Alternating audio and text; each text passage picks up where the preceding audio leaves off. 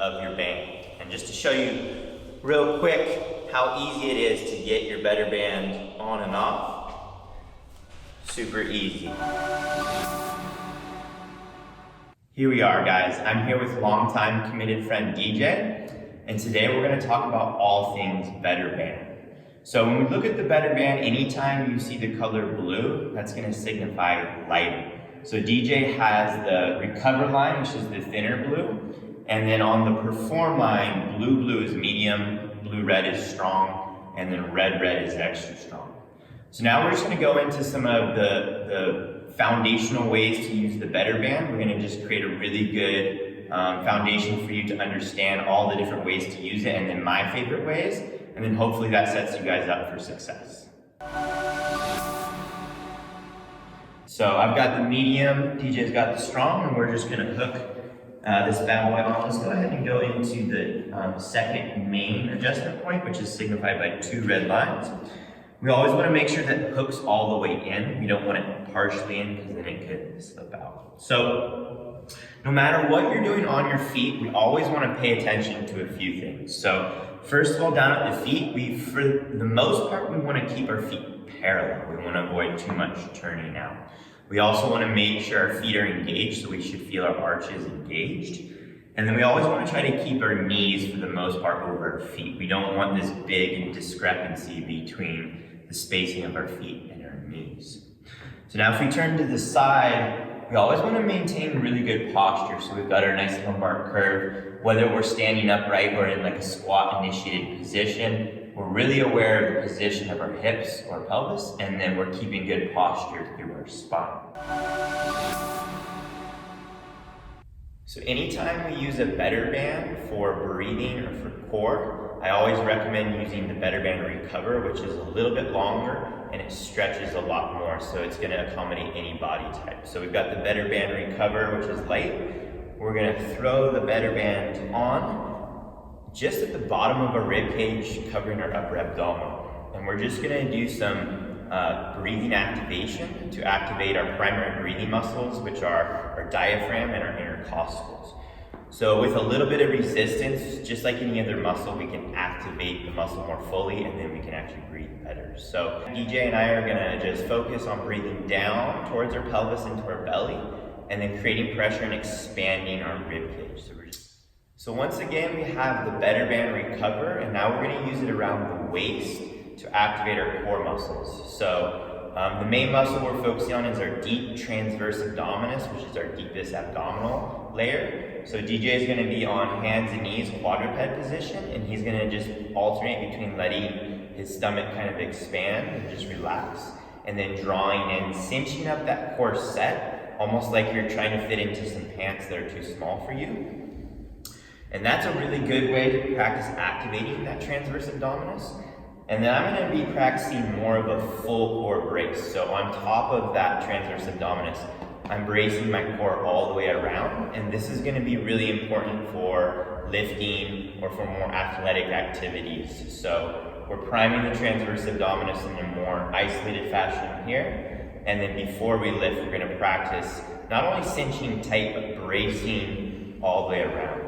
Now the better band in this case serves more as just a kinesthetic cue as opposed to the actual support system, like a weightlifting belt. Again, this is just a reminder of where to brace and how to brace. Alright, so on our feet we're going to cover the side step with the band around the knees, or you can call it a side shuffle, and then we're going to do a few kickback variations. So I've got the better band perform medium, and DJ has the strong. We're going to buckle it around the knees. Remember, we always like to go hook in the right hand, high to low. We're keeping our feet between hip and shoulder width, and we're not going to let our feet or knees get narrower than that. And on this one, DJ, we're going to start to the left first. We're just going to go step, step, and then right back the other way, step, step. So we're going wide, and then back to our base, wide, back to our base. We're keeping our feet engaged. We're staying aware of our back and our hips. So if you're checking out from the side, all those nice features that we talked about earlier.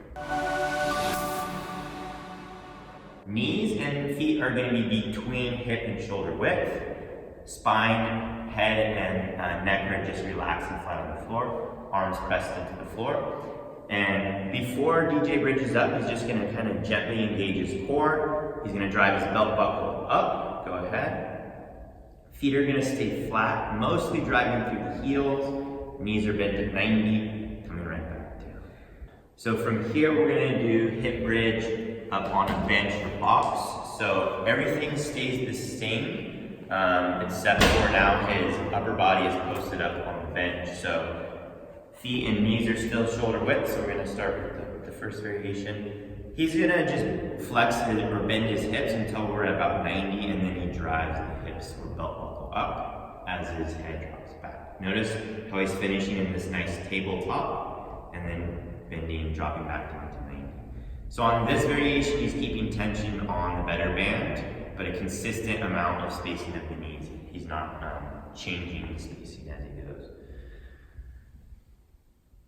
Beautiful.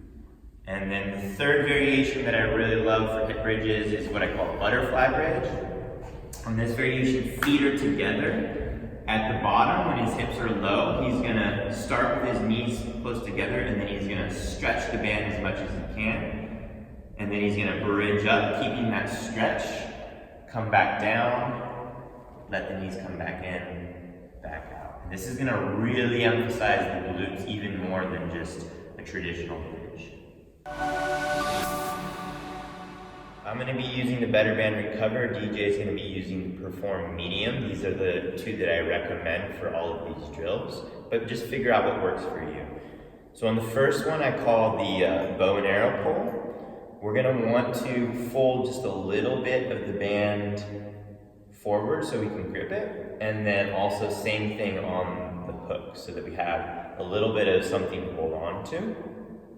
We're going to go one arm straight out to the side, and we want the chest expanded out a little bit, and when in doubt, the hand and arm a little behind us. And then the pulling arm is going to pull out, stretching the band, and then around the corner. Now the whole goal here is to activate the back of the shoulder and the upper back. So as I pull around, I'm thinking about pinching the shoulder blades together. So on this one, same grip. So DJ is gonna use the same grip. I'm gonna use this underhand grip. So if you're struggling to hold on this way, then what you're gonna do is you're just gonna grip on the band like so, palms up. We're gonna pack our shoulders down and into the body. Elbows are gonna stay tight. And now as we stretch the band, I'm gonna move back so we don't hit each other. As we stretch the band, same idea of puffing the chest out and pulling the shoulder blades back and together. And then coming in a position where we could give a thumbs up if we wanted. Hands are going to be a little wider than shoulder width. We're going to stretch the band just slightly to create tension. Now we're going to do an overhead raise. Once the band is above or a little behind us, we're going to act like we're doing a lat pull down, and we're going to pull our elbows straight down until the band contacts our upper back or shoulders.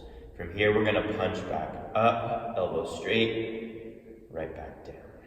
So just creating a little bit of tension on the band. We can stretch it a little bit more as we're pulling down, but the objective is not to pull the band out and stretch it as much as possible, but to just keep the tension as we go through the motion. We're going to be doing some box jumps with the better band around just above the knees. So on whatever kind of jump you're doing, whether it's on the flat floor or up onto a box, we always want to emphasize the landing. So the band around the knees is not only going to be a cue, but also a little bit of resistance to strengthen the right muscles. So as DJ does his box jumps, he's really going to focus on that soft landing with the knees wide. So for squats, we're going to use the better band around the knees. And once again, the better band is going to serve as a cue or a reminder to keep the knees out wide, but it's also going to provide a little bit of resistance to strengthen the muscles that abductor bring our knees out wide. So I'm going to start with some air squats. Again, connect with the floor. Be aware of not only your feet and knees, but also your hips and spine. And we're just going to do some air squats, only going as low as you feel like you can keep that perfect technique. Additionally, we can also do weighted squats. So barbell squats, or today we're just gonna do some goblet squats. So single dumbbell or kettlebell in the hands. Now to finish off, we're just gonna do some high knees. So I also love using the better band when running through the agility ladder and doing a lot more athletic movements. But for conditioning, I really love finishing off sessions with high knees. So we're just gonna finish here with the better band around the knees. We're gonna stay tight and tall, really powerful arms and knees. Ready, DJ? Here we go, and go.